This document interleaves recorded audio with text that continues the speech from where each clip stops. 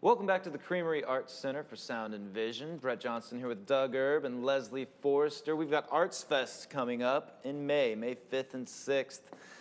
Doug, local artist, returning to the largest regional arts festival.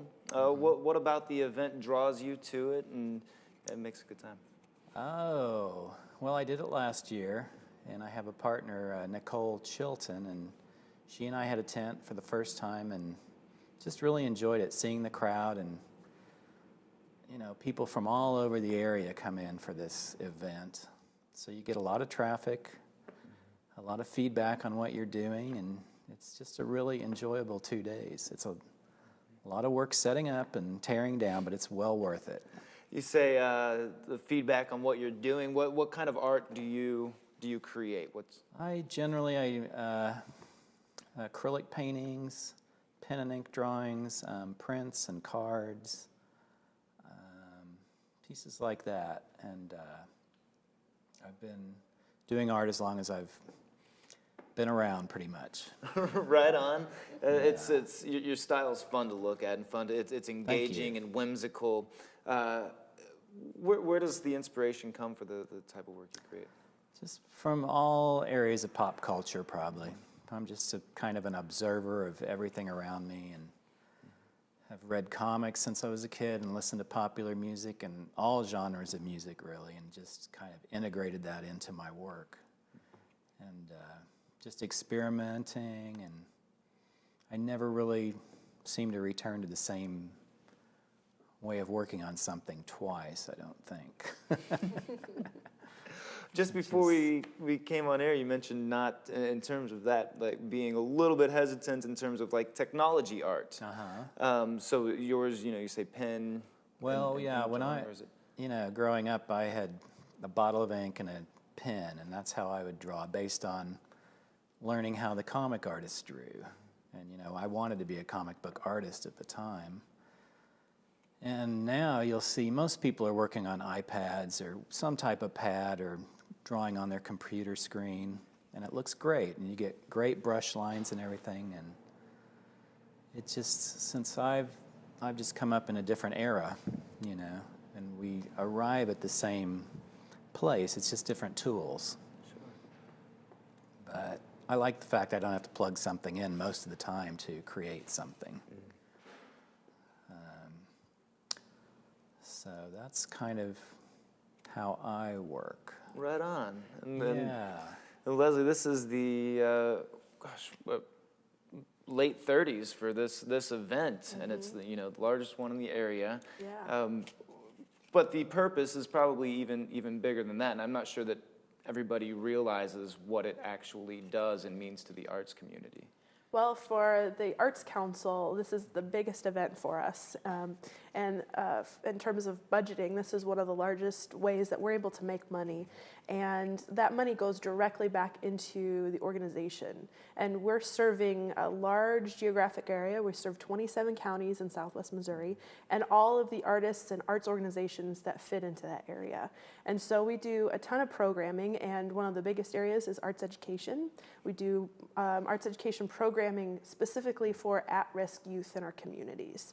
So students or families who wouldn't normally have access are able to participate in our programs that are not only them learning about the arts, but also finding first successes to get them ready to go to school, building that confidence that we all need to be successful in life. And so ArtsFest generates those funds so that we can pay teaching artists and to buy the art supplies that we need to give those students opportunities to become painters or poets, or try out what it means to be in a symphony. And so we're able to do that with ArtsFest funding. We're also able to support arts organizations through collaborative marketing, helping to get the word out about what it is that they're doing to the local Springfield community, but also region-wide, and also to provide the support, the back-end support for many.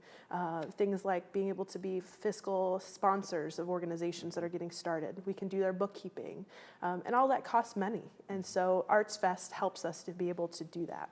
Sure, and it's a piece that almost highlights a lot of those areas of regional and even a little bit beyond in the arts. I mean, across featured artists like Doug and performance stages and other things, right? Yeah, our artists are coming from all over the place. Many local and many regional artists, but we even have representation nationally. This year, we're sitting at about 144 artists on the street. So it's going to be a packed festival, and I'd say about half are from outside of Springfield and the other half are local. So it's a great cross and diversity of genres and people that you're going to see on the street. So if you prefer painting, we'll have a huge group of painters. We'll have ceramics, jewelry, all kinds of different things on the street. So you're bound to find something that you really enjoy to see. Right on. Food. Oh, Well, yeah. Well, don't forget the food, right? You can eat all the way up and down the street. I think this year While will be... you're looking, there's plenty of Right. food. You're not going to be hungry. We have, I think, 22 food vendors. We'll have beer and wine on the street as well. So it's an all-encompassing kind of event. So you could really spend the day, maybe buy a couple of really great pieces of original art, which is really important. Yes. Get a sort of a culinary tour of the region as well. Well, so that may have weighed. You were pretty quick with that. May have weighed into the return decision. Yes.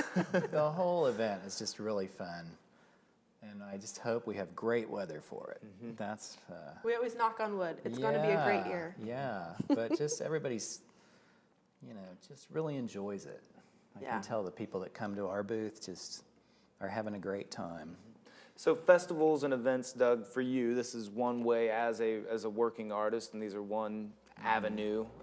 What else are things that you do as a working artist to support these types of things? To support, you mean? As a working artist yourself, how to get your word out. my word out? I use Instagram and Facebook, and I've found that these events like ArtsFest are really the best way to go. Really a great way to meet people and get commissions and, see what other artists are doing. It's really great to talk to other people that are working kind of in a similar fashion as you, as far as being an artist full-time. And seeing what works and, how to keep going, how to keep pursuing your craft. You're not alone as an artist. That kind of builds So that the artist community in Springfield and the surrounding area is just great. Right on. Yeah. Doug, Leslie, thank you for taking the time. We're going to keep it moving on Sound and Vision. Thanks for joining us.